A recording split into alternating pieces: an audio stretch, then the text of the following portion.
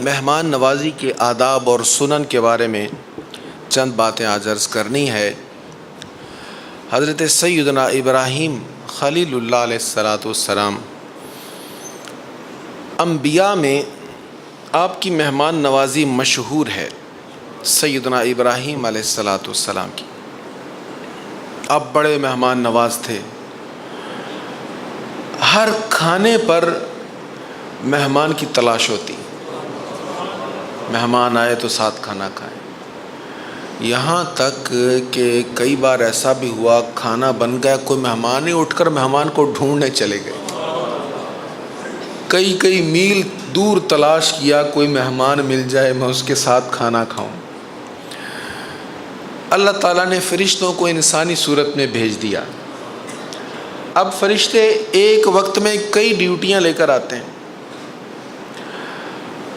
ان کی ڈیوٹی اس وقت یہ تھی کہ پہلے آپ نے جانا ہے ابراہیم علیہ السلام کے پاس، انہیں بیٹے اسحاق کی بشارت دینی ہے۔ پھر آپ نے وہاں سے آگے جانا ہے وہ قوم سدوم پر، حضرت لوط علیہ السلام کی قوم پر، ان پر عذاب برسانا ہے۔ اب وہ پہلے ابراہیم علیہ السلام کے پاس آ گئے انسانی صورت میں، آپ نے ان کو بٹھایا، بیٹھو، توجہ نہیں فرمائی کہ یہ تو فرشتے ہیں۔ ظاہری صورت پر دیکھا اور جلدی سے بچھڑا بھون کر لا کر سامنے رکھ دیا، بچھڑا تیار کیا، بھونا اور لا کر سامنے۔ اب وہ ہاتھ نہیں بڑھا رہے آگے، وہ تو فرشتے تھے، انسان کھاتے پیتے، فرشتے تو کھاتے پیتے نہیں۔ اب جب انہوں نے ہاتھ نہیں بڑھایا تو سوچ میں پڑ گئے یہ کیسے مہمان ہیں، کھانا نہیں لے رہے۔ تو کہنے لگے جناب ہم تو فرشتے ہیں۔ تو اس کے بارے میں قرآن کریم بیان فرما رہا هل اتاک حدیث ضیف ابراہیم المکرمین، کہ آپ کے پاس ابراہیم علیہ السلام کے معزز مہمانوں کی خبر آئی؟ تو آپ مہمان کی تکریم کیا کرتے تھے۔ نبی رحمت جان دو عالم صلی اللہ تعالی علیہ وآلہ وسلم نے عرب کے ماحول میں عرب کے لوگوں کو مہمان نوازی کے طور طریقے سکھائے۔ ویسے اگر آپ اقوام کی تاریخ دیکھیں تو عربوں کے ہاں مہمان نوازی پہلے بھی رائج تھی، لیکن سرکار کریم علیہ الصلاۃ والتسلیم نے اس کو کمال تک پہنچایا اور لوگوں کو بتایا کہ مہمان نوازی پر اجر کتنا زیادہ ہے۔ سیدنا ابو ہریرہ رضی اللہ تعالیٰ عنہ روایت کرتے ہیں، جان دو عالم صلی اللہ علیہ وسلم نے فرمایا جو اللہ اور قیامت کے دن پر ایمان رکھتا ہو وہ مہمان کی تکریم کرے، مہمان کی عزت کرے، مہمان کے آنے پر پیشانی پر شکن نہیں آنی چاہیے، چہرہ خوشی سے سرشار ہو جانا چاہیے۔ ہمارے ہاں عام طور پر یہ ہوتا ہے کہ بغیر اطلاع کیے مہمان آ جاتے ہیں تو پیشانی پر شکن آ جاتی ہے، یہ تکلیف دہ بھی ہوتا ہے۔ اب جس کے ہاں ہم جا رہے ہیں ظاہر ہے اس کے اپنے بھی معمولات ہیں، اپنی بھی اس کی مصروفیات ہیں، تو آج کے دور میں مہمان کو اس بات کا بھی خیال کرنا چاہیے کہ جس کے پاس ہم جا رہے ہیں، اب رابطہ تو آسان ہے، فون کر کے، ہر کسی کے پاس سیل فون ہے، رابطہ کر لیں، ٹائم سیٹ کر لیں تاکہ اس کے بھی معمولات ڈسٹرب نہ ہوں۔ بلکہ یورپ میں یہ رائج ہے کہ بغیر آپ اپوائنٹمنٹ لیے کسی کے ہاں جا ہی نہیں سکتے، تو یہ ہمیں بھی اس کے لیے کوشش کرنی چاہیے۔ لیکن اگر کوئی مہمان آ جائے تو پھر اس پر ماتھے پر شکن نہیں آنی چاہیے، بہرحال خندہ پیشانی سے اس کو قبول کرنا چاہیے، یہی سنت مصطفیٰ علیہ التحیۃ والثناء ہے۔ حضرت عتبہ بن عامر رضی اللہ تعالیٰ عنہ سے مروی ہے کہ نبی کریم صلی اللہ تعالیٰ علیہ وآلہ وسلم نے فرمایا اس آدمی میں کوئی بھلائی نہیں ہے جو مہمان نواز نہیں ہے۔ بھئی آپ کے گھر میں اعلیٰ قسم کی کراکری ہے، شاندار فرنیچر ہے، ساری سہولیات ہیں، آپ بڑے مزے کی زندگی گزار رہے ہیں، آپ کے پاس اسباب کی فراوانی ہے، آپ کا کچن، آپ کا فریج انواع اقسام کے کھانے پینے سے لبریز ہے، لیکن اگر مہمان نواز نہیں ہے تو کوئی بھلائی نہیں ہے۔ تو مہمان نوازی اتنی عمدہ شے ہے کہ فرمایا جو مہمان نواز نہیں، جس کے ہم مہمان نہیں آتے اس میں کوئی بھلائی نہیں ہے۔ یہاں مہمان نوازی کا ایک حدیث میں مہمان کے نہ آنے کو بھی ناپسند کیا ہے۔ حضرت ابو درداء رضی اللہ تعالیٰ عنہ بیان کرتے ہیں کہ نبی رحمت صلی اللہ تعالیٰ علیہ وآلہ وسلم نے فرمایا، اب دیکھیں ہمیں اور کسی کی بات پر اعتماد ہو نہ ہو، ہمیں حضور کی بات پر 100% اعتماد ہے الحمدللہ۔ اب حضور نے جو یہ بات فرمائی ہے نا، اس پر اگر ہمارا یقین پختہ ہو جائے نا تو کبھی بھی کسی بھی لمحے مہمان کے آنے پر پیشانی پر شکن نہیں آئے گی۔ کیا ابو درداء روایت کرتے ہیں، حضور صلی اللہ علیہ وسلم نے فرمایا مہمان اپنا رزق لے کر گھر میں داخل ہوتا ہے، وہ جب آتا ہے آپ کے گھر میں تو اپنا رزق لے کر آتا ہے اور ساتھ تمہاری مغفرت بھی لے کر آتا ہے۔ اب لیا کیا ہمارا رزق، اس نے اپنے حصے کا لیا اور مغفرت ہمیں مفت میں مل گئی۔ تو حضور کی بات پر تو ہمیں اعتماد ہے انشاءاللہ تعالی۔ تو فرمایا اپنا رزق لے کر آتا ہے اور مغفرت دے کر جاتا ہے۔ پچھلے دنوں مجھے کسی نے میسج بھیجا، ایک صحابی تھے، ان کی اہلیہ مہمان نوازی سے بڑی پریشان تھیں، تو وہ آئے دن مہمان آتے تو وہ اہلیہ لڑتی ان سے، پھر وہ حضور کی بارگاہ میں آئے، حضور نے کہا اچھا اس کو ہم آ رہے ہیں۔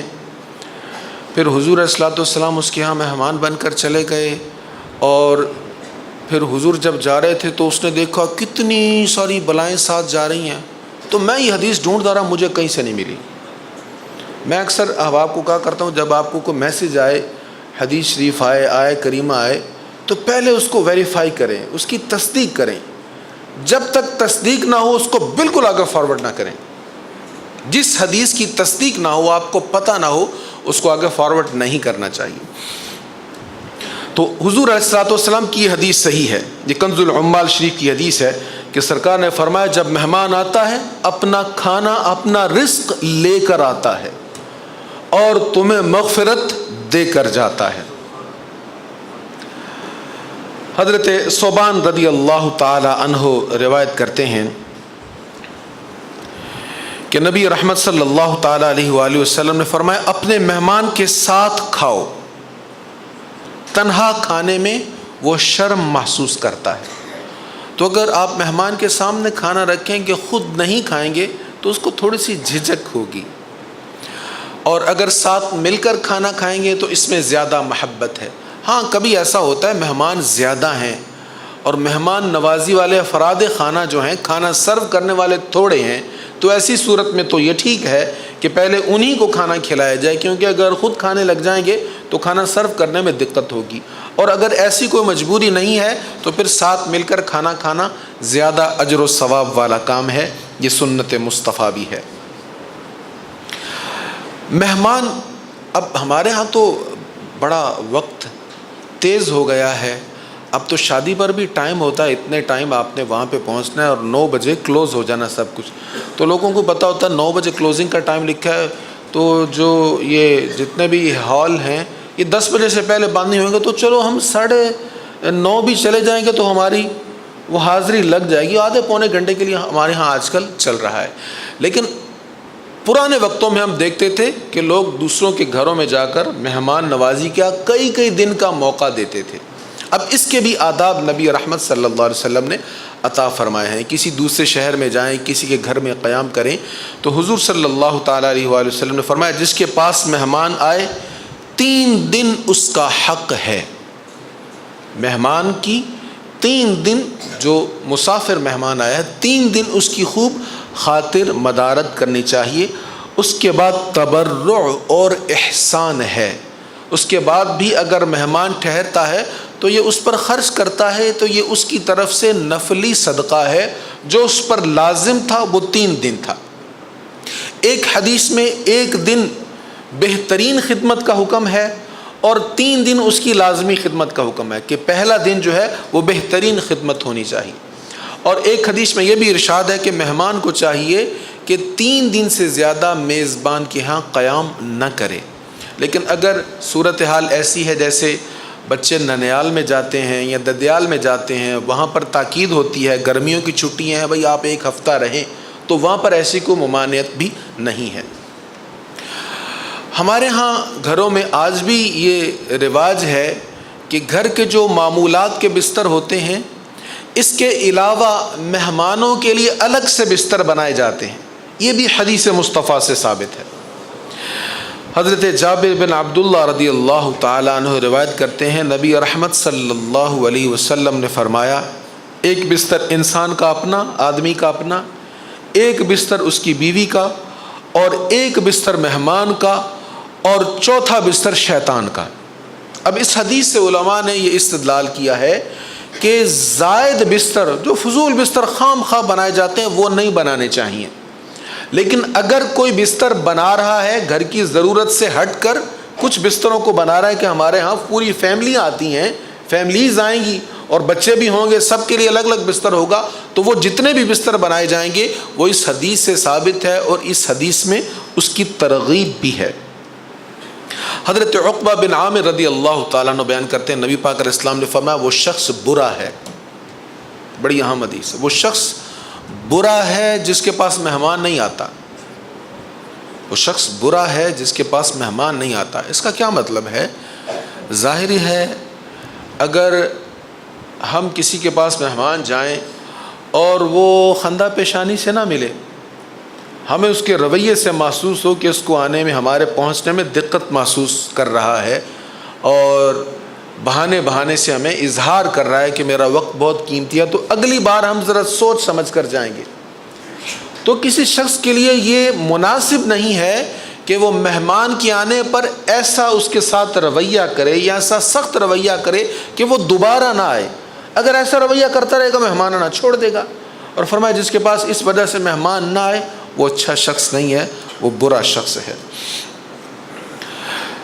نبی کریم صلی اللہ تعالیٰ علیہ وآلہ وسلم کی ایک روایت یہ بھی ہے، آپ نے فرمایا کہ 3 کھانوں کا حساب نہیں ہے، سحری کا کھانا، افطاری کا کھانا، اور مہمان کے ساتھ کھانا، اس کا حساب نہیں ہے۔ حضرت ابن عباس رضی اللہ تعالیٰ عنہ روایت کرتے ہیں، نبی کریم صلی اللہ علیہ وسلم نے فرمایا، مہمان کی عزت کرو، مہمان کا اکرام کرو۔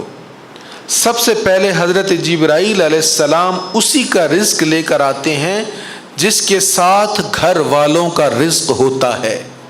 یہ کنز العمال کی حدیث ہے۔ اب اس حدیث سے یہ مسئلہ معلوم ہوتا ہے کہ جب مہمان آتا ہے تو جبریل علیہ السلام اس کا رزق لے کر آتے ہیں، لیکن صرف اس کا نہیں لے کر آتے، مہمان کی برکت سے گھر والوں کا بھی رزق آتا ہے، مہمان کی برکت سے گھر والوں کا بھی رزق آتا ہے۔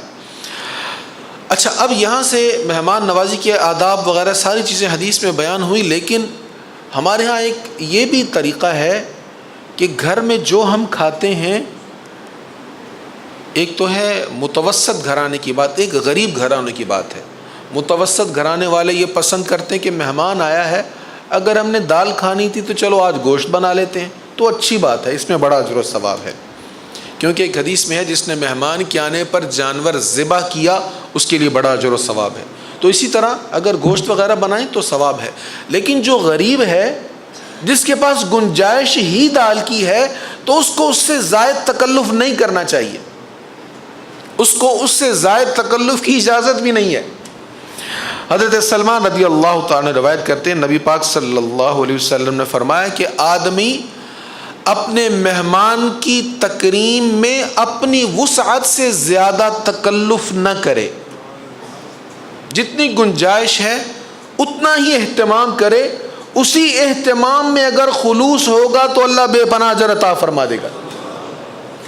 نبی کریم علیہ الصلوۃ والتسلیم کی بارگاہ میں ایک بار مہمان آیا، اس نے رات بھی ٹھہرنی تھی۔ سرکار کریم علیہ الصلوۃ والسلام نے گھر سے پتہ کروایا، کھانا نہیں ہے۔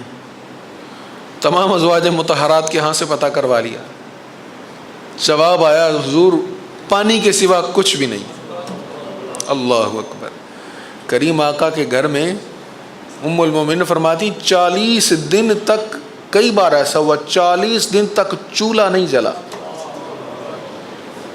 مالک کے کونین ہیں، گوپاس کچھ رکھتے نہیں، دو جہاں کی نعمتیں ہیں ان کے خالی ہاتھ میں.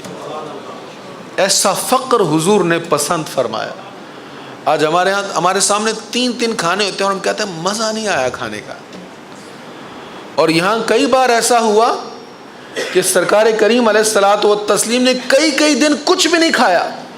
بلکہ رمضان شریف میں نے وہ حدیث آپ کو سنائی تھی کہ کئی بار ایسا ہوتا حضور علیہ الصلاۃ والسلام فجر کی نماز کے بعد اشراق تک دیگر معمولات میں عبادات میں مصروف رہیں, کچھ کھایا پیا نہیں. گھر میں آئے, آ کے پوچھا کھانے کو کچھ ہے؟ جی نہیں ہے. اچھا چلو پھر آج روزہ رکھ لیتے. کئی بار ایسا ہوا حضور نے اس طرح روزہ رکھا کہ صبح سے کھایا پیا کچھ نہیں تھا, سحری بھی نہیں کی, رات کا بھی پتہ نہیں کھایا کہ نہیں کھایا. گھر آئے تو کچھ نہیں ملا تو پھر روزہ رکھ لیا. تو ام المؤمنین تمام ازواج مطہرات نے کہا جی آج تو کچھ بھی نہیں ہے, پانی کے سوا کچھ نہیں. سرکار کریم علیہ السلام نے صحابہ سے کہا بھائی یہ کون مہمان نوازی کرے گا؟ ایک صحابی نے کہا یا رسول اللہ میں مہمان نوازی کرتا ہوں. حضور نے مہمان کو ساتھ بھیج دیا, وہ گھر لے گئے. رات کا وقت تھا, اہلیہ سے کہا یہ مہمان ہے رسول اللہ کا, اس کی خوب تکریم کرنی ہے. وہ کہنے لگی کھانا تو اتنا ہے جو صرف بچوں کو کھلایا جا سکتا ہے, اتنا ہی کھانا ہے اور تو کھانا ہے ہی نہیں. وہ کہنے لگی اچھا ایسا کرو, یہ تو کوئی مسئلہ نہیں ہے. اب دیکھیں مہمان نوازی کیسی ہے, یہ تو کوئی مسئلہ نہیں ہے, بچوں کو سلا دو. ایسے ہی بچوں کو سلا دو اور کھانا سامنے رکھ دینا, میں بھی بیٹھ جاؤں گا, تم بھی پاس بیٹھ جانا, سارا کھانا سامنے رکھ دینا. اور جب مہمان کھانا شروع کرے تو تم دیا ٹھیک کرنے کے بہانے اٹھنا اور دیے کو بجھا دینا. وہ یہ سمجھے کہ ٹھیک کر رہی تھی لیکن اس سے بجھ گیا.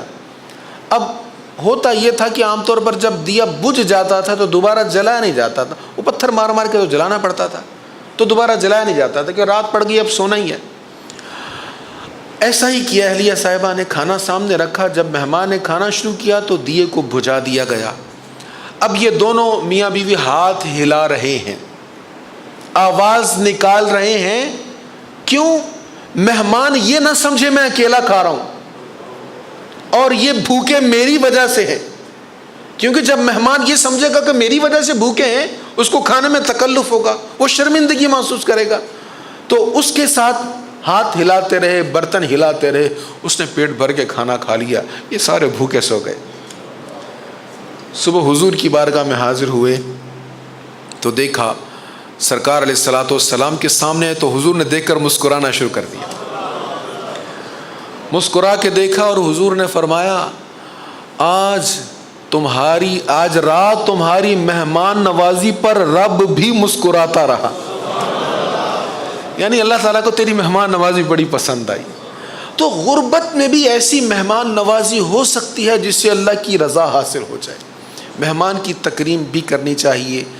صاحب فضیلت مہمان ہے, استاد ہیں, شیخ ہیں, تو ان کو باہر تک بھی چھوڑنے جانا چاہیے, وگرنہ دروازے تک کم از کم مہمان کو تکریم کے لیے چھوڑنے کے لیے جانا چاہیے. وہ یہ نہ سمجھے کہ مجھ سے بڑے عاجز تھے, تنگ آئے تھے, میں گیا ہوں تو خوش ہو گئے. تو یہ بھی اس کی تکریم. بڑا خوبصورت ایک واقعہ ہے. میاں شیر محمد صاحب شرک پوری رحمۃ اللہ تعالی بڑے مہمان نواز تھے, بڑے مہمان نواز تھے. اور جب کوئی آ کے کہہ دیتا نا حضور میں آل رسول ہوں, سید ہوں, نبی پاک کی اولاد میں سے ہوں, پھر تو کمال درجے کی مہمان نوازی ہوتی. اب ایک شخص اس کو پتہ چلا, وہ آ رہا تھا آپ کی بارگاہ میں, اس نے سوچا کیوں نہ آج سید بن جائیں. اور جب قریب پہنچا آستانے کے, دل میں یہ ارادہ کیا اور آ کے کہا جی میں سید زادہ ہوں. خوب مہمان نوازی کی, اس کی بڑی مہمان نوازی کی, جیسے سادات کی مہمان نوازی کرتے, خوب مہمان نوازی کی. لیکن اللہ کے ولی سے کیا چھپتا ہے؟ اتقوا فراست المؤمنین فانہ ینظر بنور اللہ. حدیث ہے کہ مومن کی نظر کی فراست سے بچو, وہ اللہ کے نور سے دیکھتا ہے.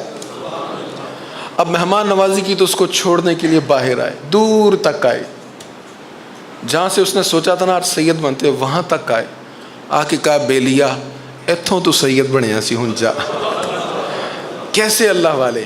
اللہ تعالی ہمیں صحیح مہمان نوازی کی توفیق نصیب فرمائے. وما علیہ الا البلاغ.